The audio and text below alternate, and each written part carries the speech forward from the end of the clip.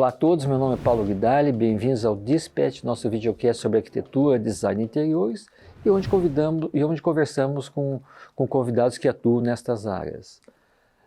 O nosso programa é transmitido nas plataformas YouTube e Rumble e no site pauloguidali.com.br. Se você é fabricante, lojista do segmento casa, você pode anunciar aqui, onde sua marca e produtos ganham relevância. E se você for um apoiador e estiver aqui em Curitiba, você pode assistir as nossas gravações no nosso estúdio, que está dentro do Solar do Rosário, e interagir com os nossos convidados. E por falar em convidados, eu estou hoje aqui ao meu lado com o Juliano Monteiro, que é arquiteto, e ao lado do Juliano está o Rogério Shibata, também arquiteto. E nós combinamos que o nosso tema de hoje seria a Casa da Arquitetura de Curitiba. Quando eu falo da Casa da Arquitetura de Curitiba, eu estou falando, na verdade, do movimento da arquitetura modernista. E é sobre isso que a gente vai falar hoje, tá bom? Eu gostaria que, antes de falar da casa propriamente dita, eu gostaria de colocar o modernismo, a arquitetura modernista, dentro do contexto, né? Ela começa na Europa, ali talvez no entre guerras, não é? E depois ela migra para os Estados Unidos. Vamos lá, como que ela surge? Eu acho que, assim, todos os movimentos, tudo bem a todos, todos os movimentos artísticos e a arquitetura não foge disso, né? Tem suas mesclas, né? Épocas que não necessariamente são tão fechadas assim, mas acho que esse processo é um processo, sim, que se expande a partir ali do centro cultural europeu, né? E passa por outras áreas e vai fazendo esses caminhos, né? Não necessariamente tão fixos assim, né? Não tão rígidos assim, que pode ir complementando outras áreas e abarcando outros espaços, influenciando outras regiões e daí sim se expandindo, assim, né? A expansão até, eu acho que se dá muito pelo cenário da guerra, né? Então os arquitetos, os artistas, enfim, acabam migrando da Europa e depois isso acho que facilita muito na expansão. Mas o movimento em si, ele vem atrelado muita coisa da industrialização, enfim, é todo um contexto histórico, não é um movimento isolado, é isso que o Juliano está falando. Várias áreas que vão se complementando e, né, hoje em dia a gente lê isso como um movimento modernista, né, seja em literatura, pintura, né, artes em geral, e dentro disso a arquitetura também, né. A gente fala muito sobre Le Corbusier. Vocês acham que ele seria assim, nós podemos considerar ele como assim o início do modernismo? Na verdade, é toda uma história que vem evoluindo, né? Chega nele e continua seguindo, né? Sim. Eu acho que ele é um nome bem significativo, né? Por essa possível expansão, né? Dele ter viajado muito e ter se relacionado com outros lugares e ter fomentado essa prática do modernismo no sentido assim de posicionamento estético e de arquitetura, mas ele faz parte com uma representatividade até de um grupo específico, né? De professores, de estudiosos, de projetistas, né, que fizeram muito na época o que se hoje lê como um cenário modernista. Né? O Le Corbusier, ele, né, é um nome muito forte, em especial para os brasileiros, assim, né, enfim, ele faz nessas viagens, uma delas, se não me engano, ele estava indo para a Argentina, passa no Brasil, ou o contrário, ele se aproxima do Lúcio Costa e nisso se cria um relacionamento forte que vai, né, culminar ali no prédio do MIS, no Rio de Janeiro, né, o edifício Capanema, lá, Gustavo Capanema. E daí ficou muito forte o nome do Corbusier pra gente. Ficou, né, quase impresso no nosso... Exatamente, então a gente pensa em modernismo, pensa em Le Corbusier, com aqueles pilares todos que ele formula, né, janela fita, enfim, né, os conceitos do modernismo. Eu queria puxar um pouco, só te interrompendo, Rogério, eu queria puxar um pouco ele para os Estados Unidos, o movimento, a arquitetura, mas eu queria fazer uma pergunta para vocês. O que caracteriza definitivamente a arquitetura modernista? São os materiais?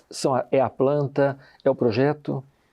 Eu acho que ali abrange conceitos, né, projetuais, que definem essa estética, assim, né, mas ao mesmo tempo, o complemento até acho que o Rogério falou, assim, é mais um posicionamento, até por essa relação com a tecnologia, com a construção, com a produção em série, ou com a relação de um sistema construtivo o sistema construtivo, acho que é especial, que leva assim, isso, né, como uma característica. A questão assim, do concreto armado, então a possibilidade de vãos maiores, maior iluminação, Então tudo isso acaba que, né, eu vou me esquecer de alguns pilares, mas a questão do teto-jardim, a janela-fita, independência de fachada, pilotis, isso tudo vem justamente, né, da adoção, né, na construção civil dessas reformulações industriais, né? Então, essas possibilidades de vãos maiores, então você não precisa ter a parede para segurar necessariamente no andar de cima. Então, as paredes são soltas da estrutura do edifício, né? Então, tudo isso acaba caracterizando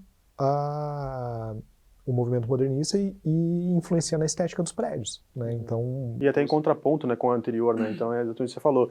Os adornos, por exemplo, né, que eram utilizados nas características de obras anteriores, ele deixa de existir e se cria uma nova estética a partir dessa limpeza estrutural, do posicionamento estrutural como um posicionamento estético e não necessariamente só uma relação com a engenharia e com a construtibilidade, né? Então acho que tudo isso fortalece essa linguagem que hoje a gente vê como modernismo. Ok. Quando os europeus chegam, então, nos Estados Unidos, principalmente Chicago, né? Então, eles vão de encontro também a uma expectativa da própria arquitetura americana, que também já estava andando meio que junto, acredito eu.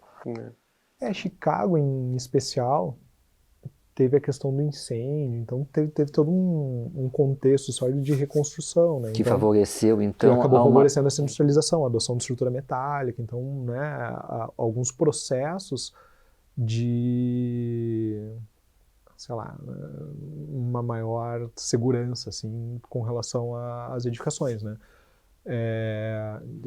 Aquilo, tudo vem junto, né? Não é uma coisa isolada.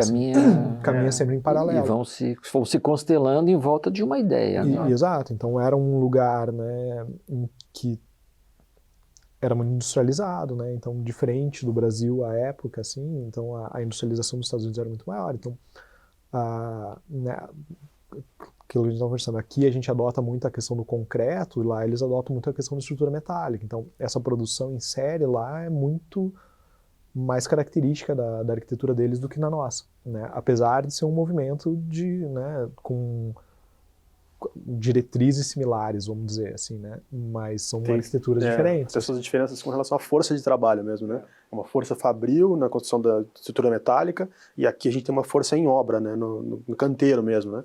Então as formas para concreto, toda essa parte de produção muito mais in loco do que nos Estados Unidos, por exemplo, com relação à estrutura fabricada, né? Bom, aproveitando então que nós estamos vindo para o Brasil, quando que se instala? Porque o modernismo parece, a meu ver, né, como leigo, parece que é uma ruptura, né, com o passado, né, e a implantação de uma nova filosofia, de uma nova forma de viver. Quando que vocês acham que ela começa a aparecer em São Paulo, Rio de Janeiro?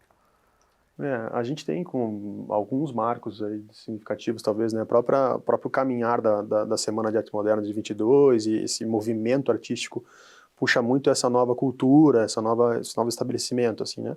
Mas acho que a primeira casa de São Paulo é 27, né? Que foi construída nessa época. E daí, a partir disso... Em que ano foi? Em 27, 1927. Já em 1927. Tem uma casa significativa que já demonstra essa nova estética. E a partir daí vai se construindo essa nova estética, até como o desejo... Warchavchik, né? Eu não me lembro o nome da casa agora exatamente, mas é isso, assim. Tem muita coisa que parte da estética mais do que da forma de se construir. Então, muitas vezes as pessoas até questionam, de fato não é, né? Mas ela entra justamente numa linha estética e que depois vai se consolidando, né, em termos estruturais, e começa a entrar em outras linhas, assim. E hoje, olhando para trás, a gente faz esse retrospecto analisando a conexão das coisas, né? Então, o Brasil também em expansão, também em tentativa de crescimento, então isso fomenta que a arquitetura vai ser possível a gente construir rápido, construir em grande escala. Então isso puxa uma coisa que estava vindo já dessa relação estética também. Entendo. E eu estava dizendo para o Rogério, e o Rogério até me fez uma observação, de que parece que o modernismo, ela chega um pouco tardiamente a Curitiba, né? Tem um delay, e você está me dizendo que não é bem assim, né? Até, né, já que o tema é a Casa da Arquitetura, é um ponto apropriado, assim, que o palestrante, que foi o Raul Justilores, trouxe pra gente na abertura lá no lançamento do site, justamente essa questão que eu nunca tinha me atentado, né, a ideia do Centro Cívico de Curitiba, que era uma reformulação urbana, foi uma tentativa do então prefeito foi prefeito ou governador? Agora me fugiu, mas enfim, do governante em questão, caracterizar a Curitiba como uma sociedade moderna, né? Então ele traz muito, né, dessa ideia cultural também para a cidade. E isso foi feito antes de Brasília, né? Então, assim, Curitiba, que era uma cidade de 100, 200 mil habitantes, ela não tinha escala, a mesma escala de uma São Paulo, Rio de Janeiro. E isso a gente consegue ver em qualquer momento da história, né? Você vai para o Rio, para São Paulo, a arquitetura seja colonial, eclética, enfim, né? Qualquer movimento que foi passado é uma arquitetura muito mais rica, muito mais refinada do que o que a gente tem na nossa cidade, né? A gente olha os prédios antigos da nossa cidade e, em geral, são prédios que você nota que não tem investimento naquilo, né? Então existiam umas tentativas e não existia não tinha dinheiro na cidade, era uma cidade pobre. E essa mudança daí com a criação do centro é justamente para tentar fazer de Curitiba uma capital com uma relevância maior, né? E nisso tem investimento público e aí se começa a produzir uma arquitetura de qualidade na cidade bem interessante, assim, né? Tem publicações assim até, né, de integrantes lá do coletivo que retratam justamente esse período, vamos dizer, até o início da faculdade de arquitetura, depois em Curitiba, né? Então, que é uma arquitetura anônima, assim, então as pessoas iam fazendo por conta, mas não tinham grandes profissionais, de fato, que trabalhavam na nossa cidade, né? Com algumas exceções, obviamente. Mas esse movimento em Curitiba, né, o Juliano até comentou, né, essa coisa do mercado imobiliário, de repente a gente não tinha um mercado imobiliário tão forte assim para poder trazer essas coisas para cá, mas tinha essa vontade da cidade de se modernizar, se diferenciar, e acaba que depois o Centro Cívico, né, de acordo com a apresentação do Raul, vira uma referência inclusive para Brasília. Né? Então, onde eu queria chegar, uma força quer dizer, interessante. de certa forma, assim, ela né? se antecipa, na verdade. Exatamente. Né? Não tem um delay aí, tem, na verdade, uma visão já...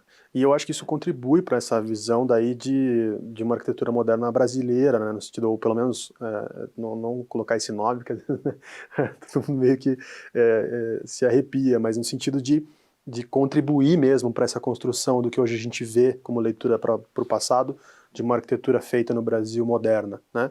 Então, depois até do êxodo de alguns arquitetos de São Paulo para Curitiba, né, na influência depois, né, no percurso dos concursos de arquitetura, que foram grandes promoções de arquitetura moderna no país, e foram vencidos aqui, né, mesmo que com arquitetos que não necessariamente eram daqui, mas que estão aqui.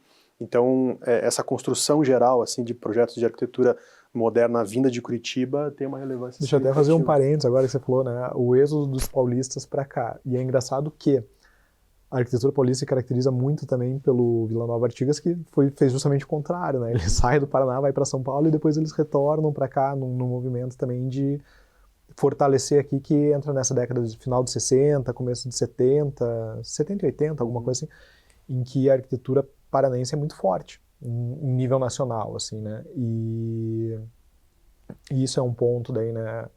Voltando alguns anos ali na época de como professor, que eu acho que hoje em dia a gente tem tido um movimento de resgate, assim, muito dessa arquitetura curitibana paranaense, assim, né? Eu lembro que a época que eu dava aula, eu dava justamente a disciplina de arquitetura brasileira, e essa parte do modernismo, que era um período grande, porque teve muita importância de fato na nossa arquitetura, era muito difícil a gente achar publicações, né? Não eram publicações acessíveis sobre arquitetura paranaense, assim. Então a gente tinha lá alguns livros, mas o foco é muito escola paulista, escola carioca, né, que foi de fato o que saiu para o mundo, assim, mas a produção do Paraná é muito forte, assim, né, dado a relevância como vencedores de concursos no Brasil inteiro. Assim, Eu só quero fazer um recortezinho para ver o que vocês me dizem. Vocês acham que a vinda dos arquitetos paulistas para Curitiba, e aí começa a dar aula, começa a ensinar, isso obviamente contribuiu muito, né, para você criar uma mente, uma mentalidade, com certeza, digamos assim, modernista. Sim. É isso, né? E eles próprios são autores de muitas obras. Sim, aqui. Exato. Né? Uhum. Eu acho que isso é uma influência significativa e acho que é um ponto crucial aí da jornada, até da jornada desse projeto, né, do caso da arquitetura de Curitiba, que eu acho que muito se fala na academia sobre esse contexto, sobre a produção desses projetos, de projetos locais, mas como o Rogério falou, poucas publicações sobre esse tema. Então é um estado meio de discussão interna acadêmica, mas ainda sem poder que isso transpasse. Sem poder expandir muito. Sem poder expandir assim, muito, né? o que contrariamente fez São Paulo, Rio e outros lugares, que tem diversas publicações e acabam daí tendo mais relevância no sentido do cenário de leitura, de informação disso tudo, né? Então acho que até isso fala bastante sobre o projeto da Casa da Arquitetura, que é essa ideia de puxar isso para fora, né? Poder apresentar a nossa arquitetura, né? Nós já vamos entrar na casa, mas antes eu queria fazer uma pergunta para vocês.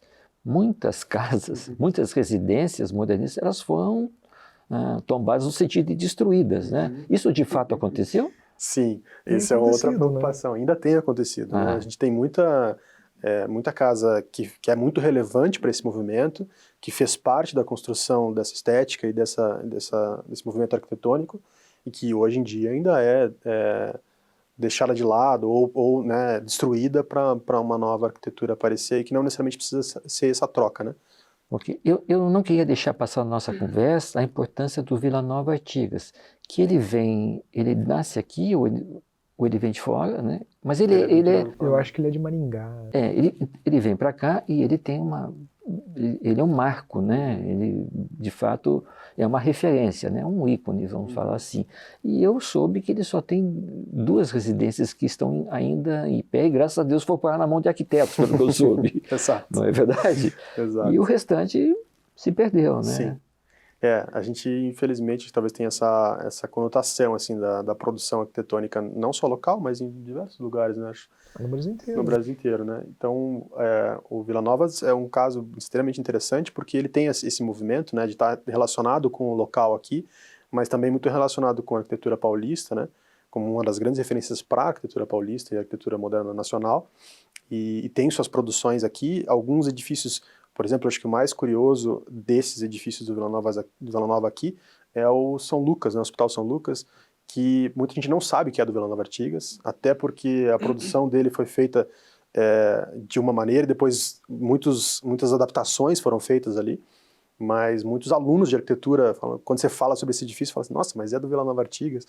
Então, acho que o conhecimento aí entra muito nesse lugar, né? A gente conseguia apresentar esses nomes, esses edifícios, ter registros de qualidade, né, e registros dessa produção, para que ele não se perca, né? Mas essa troca dele aqui, e não só em Curitiba, mas no Paraná e também em São Paulo, né, como professor da FAO, depois saiu e voltou para lá, então acho que esse movimento dele influencia muito essa produção local, sim, com certeza. Perfeito. Sensibilidades, vocês se uniram num coletivo, não é? Disse assim, vamos resgatar, preservar a documentação, plantas, relatos, fotografias, e para isso vocês montaram então a Casa da Arquitetura de Curitiba. Dá para vocês falar um pouquinho sobre ela? Sim. Qual foi a ideia, de onde que nasceu, quem teve a ideia? Vamos juntar um grupo de pessoas para preservar a memória. Foi isso que aconteceu? Sim. Eu acho que o Juliano está há mais tempo ali, né? Eu acho que o movimento, digamos assim, né, da Casa da Arquitetura de Curitiba é a junção de alguns fotógrafos, arquitetos, incorporadores, de algumas pessoas interessadas mesmo nessa relevância que tem essa produção, né? Então, a junção dessas pessoas foi na intenção mesmo de não só a preservação desse material, mas a produção desse material, porque como a gente não tem mesmo levantamento nem fotográfico, nem de desenhos, né, de muitas informações desses projetos, esses projetos acabam caindo em descaso, né, ou não necessariamente são de tanta relevância.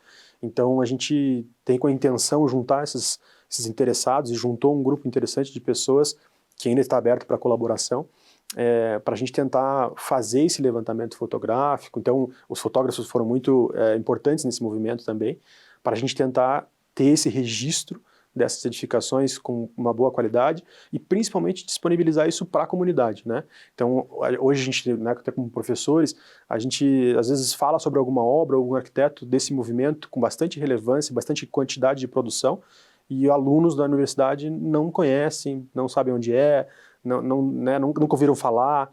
Então, a partir desse registro, a gente imagina que isso possa ser um pouco mais... Fortalecer bastante.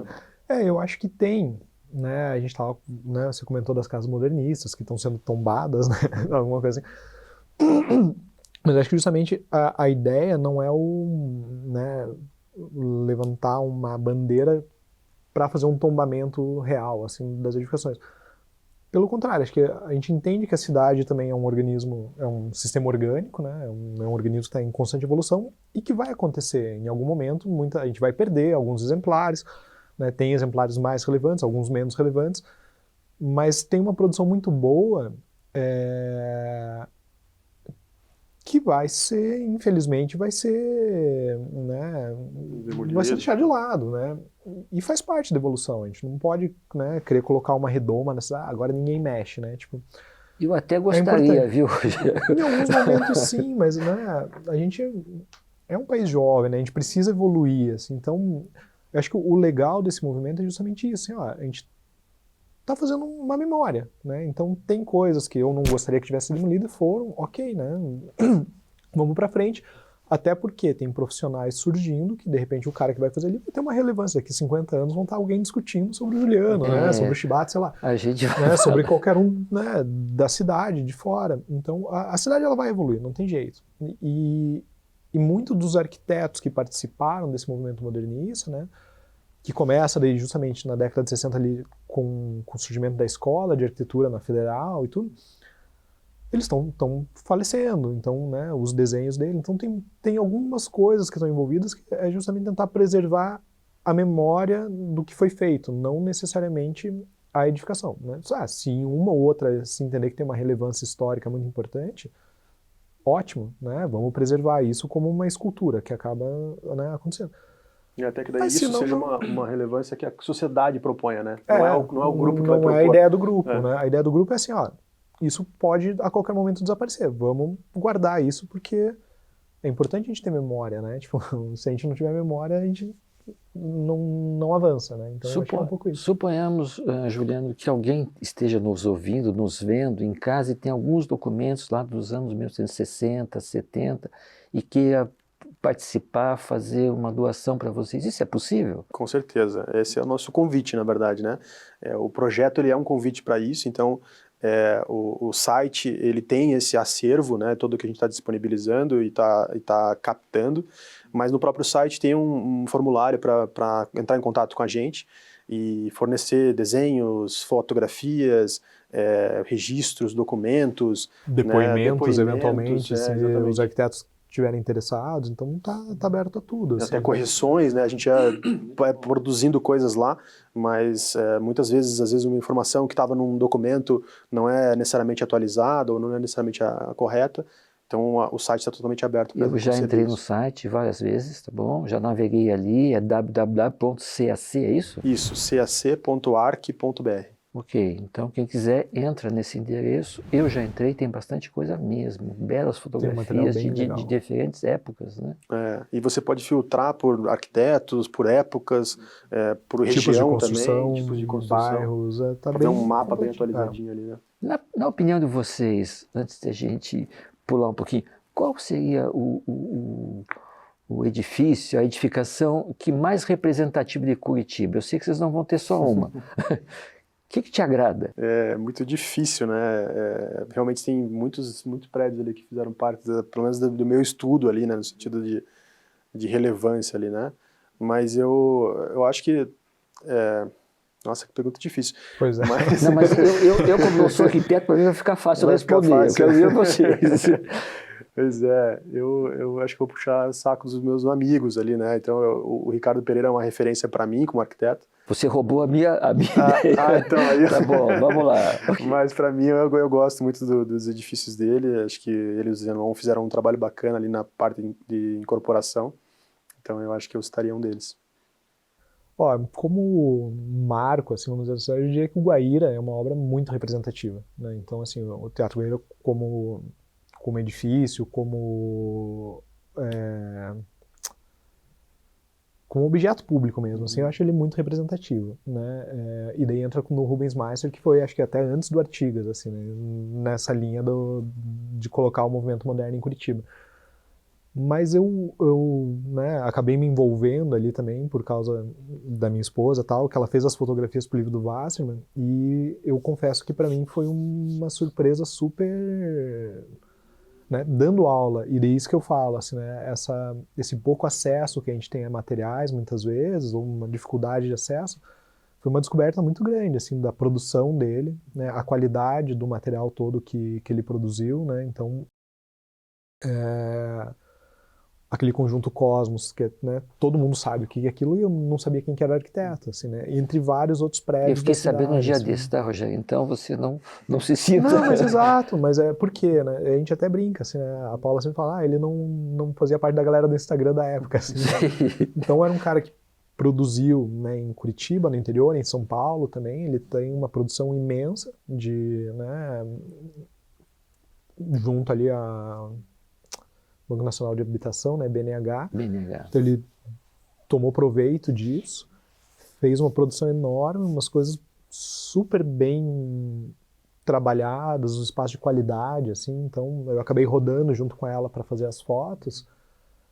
Tem conjuntos, né, que era o popular da época, né, 70, 80 metros, isso era o popular há uns anos atrás, mas que são super bem preservados, assim, sabe? Então, a ambientação dos espaços, tudo é uma escola muito legal, assim, e que, de fato, eu não conhecia. Eu não tive, enquanto aluno, não repassei depois para os meus alunos também, por ignorância minha, de fato, assim, e, né, aquele conjunto lá, né, o conjunto Cosmos lá esqueci o nome do bairro, faz alguns dias que eu estou tentando lembrar o nome daquele bairro.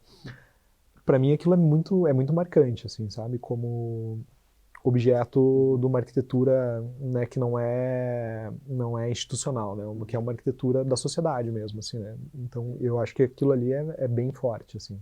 Eu comentei com vocês antes que eu gosto de caminhar muito para a cidade. E eu confesso para vocês que às vezes eu mudo o meu itinerário para passar em obras modernistas, que eu acho fantástico. Eu me distraio, eu fico olhando para cima. O meu sonho é ter um apartamento lá, lá do Ricardo Pereira. Os do Ricardo são, mas eu também não sabia que era do Ricardo. Assim, os prédios que eu sempre olhava, nossa, que legal, né? Um dia vai. E depois eu descobri que era do Ricardo. Mas esse conjunto do Wassmann, né, que acho que é no começo da 7 de setembro, lá para cima, no Cristo Rei, Isso. tinha todo um parque, aquilo era tudo junto, era tudo coligado, assim, os conjuntos. É lindo aquilo, assim, eu nunca tinha ido lá, né? Eu fui lá com os meus filhos, quando a gente foi fotografar e tal, enquanto a Paula trabalhava, a gente ficou brincando num espaço público de altíssima qualidade, assim. Eu conheço. E que ninguém conhece, assim, sabe? Quer dizer, né? Ninguém é muita gente, né? Você mencionando essa ideia do caminho, agora eu falei assim, pô, vamos propor para o grupo a gente fazer um projeto para o Waze, passe pelos prédios. De repente, isso é legal.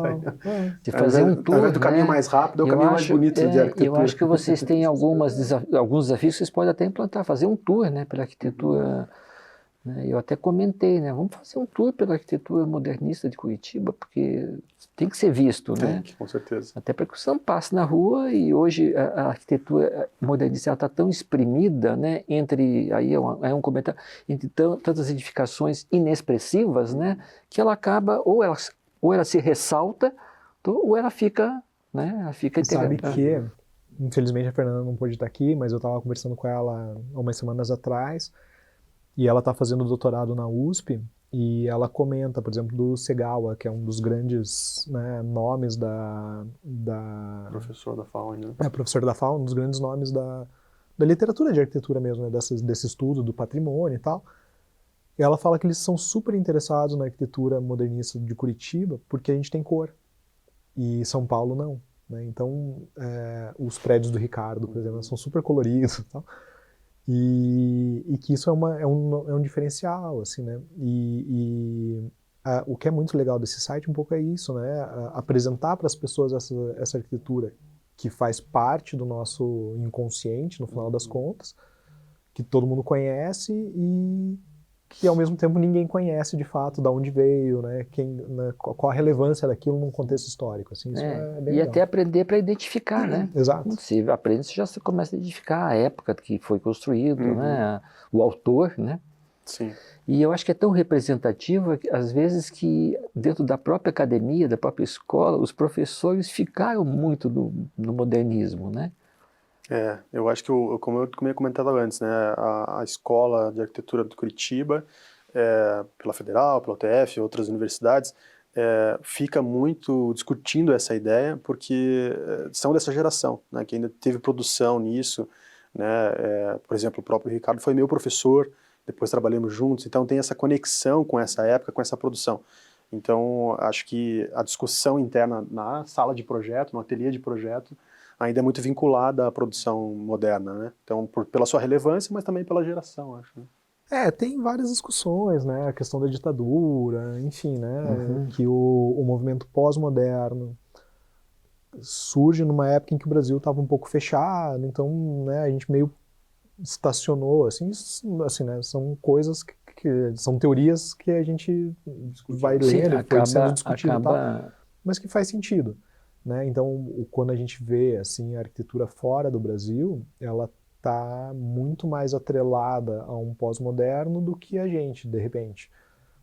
O que não, né, não dá para enxergar isso como algo negativo, assim, porque de repente, hoje em dia tem sido feita uma releitura do modernismo dentro da arquitetura brasileira, né, que, né, eu, por exemplo, taxo isso como um pós-moderno no final das contas também, mas que é muito rica, tem muita qualidade, assim, né, e que está sendo exportada, inclusive, né, as pessoas têm absorvido isso, assim, de novo, né, tipo, a mesma relevância, de repente, que teve o movimento modernista no Brasil, talvez agora isso possa ser recuperado, assim, né? Tipo, tá num processo que possa ser recuperado. Então, tá, só para finalizar, eu quero entrar um pouco assim na linha do tempo, tá? Uma resposta ao modernismo foi o pós-modernismo. Como que vocês veem a arquitetura hoje aqui no Brasil e que rumo que vocês acham que ela vai tomar? Acho que essa é a pergunta mais difícil do que escolher um prédio dentro do catálogo. Okay. Mas eu acho que é por isso, assim, né? Porque acho que a visualização histórica, ela sempre é um olhar para trás, no sentido de conseguir identificar tanto movimentos sociais, econômicos e relacionados isso com a produção artística e, consequentemente, arquitetônica. Mas, ao mesmo tempo, então, quando a gente olha para o presente, ou para uma área um pouco mais próxima, a gente tem mais dificuldade de definir coisas, né? De estabelecer padrões ou de estabelecer essas relações. Então, acho que na produção contemporânea, ela não tem necessariamente uma definição congelada de nomenclatura e muito menos de produção, né? É sempre uma experimentação um pouco maior, né? Algumas coisas acabam tendo mais relevância ou menos relevância por conexões não só da produção e do movimento arquitetônico, mas também dessas relações econômicas, sociais e afins, né? Então, acho que hoje em dia a gente ainda vive, né? Eu estava discutindo até antes de entrar em ar, essa relação do pós-moderno, né, dessa produção pós-moderna, mas a arquitetura feita hoje é sempre a arquitetura contemporânea, né? E dentro dessa arquitetura contemporânea tem ainda muitas linhas, muitas maneiras estéticas de se posicionar, né? Sempre acho que vinculado, quando a gente consegue fazer esse vínculo com a tipologia construtiva, com as relações dos materiais atuais e com produção tecnológica atual e tudo mais, a gente se aproxima de algo que pode se consolidar como o movimento da época, né? Um novo movimento, exatamente, digamos. exatamente. Perfeito. Né, a questão do pós-moderno, assim, por exemplo, né, a questão de regionalismo, que era né, justamente um embate contra a arquitetura universal, né? Não, vamos regionalizar a arquitetura. Eu acho que tem bastante disso, assim, hoje em dia, né? A gente tenta empregar na arquitetura um pouco das características locais, nisso que eu falo, assim, de repente é um pós-moderno que a gente está vivendo hoje, mas é o que o Juliano fala, é difícil a gente taxar, não, é isso que vai acontecer, assim, porque tem uma conjuntura imensa, né? Eu acho que o Brasil tem se industrializado, então existe uma tendência de industrialização na construção, o que é muito bom, né? Mas a gente ainda não chegou lá. O Brasil ainda tem muito, não só o Brasil, né, mas uns países pobres, no final das contas, né, a gente ainda vai ter muito emprego de mão de obra, enfim, né, para dar esse passo da industrialização ainda tem um tempo, mas a tendência seria essa, assim, né, a tendência normal seria essa. Eu acho que um ponto importante, talvez até a gente fazendo o repertório histórico, né, que vem da Europa, dos Estados Unidos, essa relação com o Brasil, acho que uma das coisas que na arquitetura contemporânea se discute muito é essa visão um pouco mais latino-americana, né? Então olhar para os nossos vizinhos locais, assim, essa relação com a produção do que foi feito aqui e das técnicas que a gente desenvolveu aqui, né, da produção arquitetônica latino-americana e como que isso se conecta muito mais do que uma referência europeia, uma referência distante, né? Então essa é a visão local, como o Shibata colocou. Eu acho que isso é importante e é uma coisa que, né, eu tenho reparado, assim, que existe mais referências, assim, hoje em dia a gente busca mais iguais, assim, do que simplesmente né, a arquitetura idealizada da Europa, que a gente sabe que não vai conseguir replicar aqui. Hoje a gente não consegue replicar, então a gente pode ter algumas influências e tal, mas, né, vai ser uma coisa não Mas formalizada. eu ia concluir, mas eu preciso fazer mais uma colocação aqui, tá bom? Que me chamou a atenção a conversa de vocês. Nisso que vocês estão me dizendo, parece que nós estamos vivendo assim uma tentativa de estabelecer um estilo, um movimento, né, que defina qual seria a arquitetura que predomina no momento. Mas nessa caminhada que vocês estão me falando, será que a gente não está vendo muita coisa descaracterizada? Nós estamos assim, há uma profusão de estilos, de tentativas de encontrar, você entende? Um movimento que você possa dizer assim, esse movimento é o que predomina nos anos 2020. E a gente não está encontrando isso ainda, e por isso que a gente vê esses prédios que não dialogam com absolutamente nada. Essa que é a verdade. Eu acho que sim, eu acho que em todo momento histórico tem, na verdade, essa busca, né? Acho que a todo momento, hoje como nós vivemos no momento contemporâneo, acho que a gente não visualiza necessariamente dessa forma, mas sempre há essa busca no momento em que vivemos, né? Então, acho que hoje não deixa de ser isso, essa busca de tentar encontrar e tal, mas ao mesmo tempo, acho que hoje, falando em produção até artística contemporânea, essa busca, chamada hoje de processo, é também uma linguagem, né? Então, olhar para o processo como um processo produtivo de arquitetura, como uma linguagem estética, né, voltada ao processo, acho que é uma das maneiras de se ver a arquitetura contemporânea, mas ao mesmo tempo, sim, acho que desse deslocamento daí da relação estética propriamente dita, há daí uma falta talvez de desenvolvimento processual e desenvolvimento técnico que possibilite daí prédios que não têm muita conexão com nada, que visualizam uma referência estética e pura estética e não processual, e daí acabam fazendo aqui uma replicação de algo que se diz contemporâneo, mas não é. Então, acho que nesse sentido tem que haver esse cuidado, ao mesmo tempo que há uma certa investigação e tudo pode, essa investigação tem que ser coerente, tem que ser relevante, tem que ser técnica, tem que ser de produção de qualidade, para que daí possa se encontrar daqui a um tempo e se estabelecer. Eu gostaria muito de continuar conversando com vocês na mesa de um bar, tá bom? Só marcar. Escute, muitíssimo obrigado pelo presente de vocês. Gostei muito de conversar. Vamos sim conversar mais, ok? Obrigado, Rogério. Obrigado, Juliano. Obrigado a você pelo espaço aí.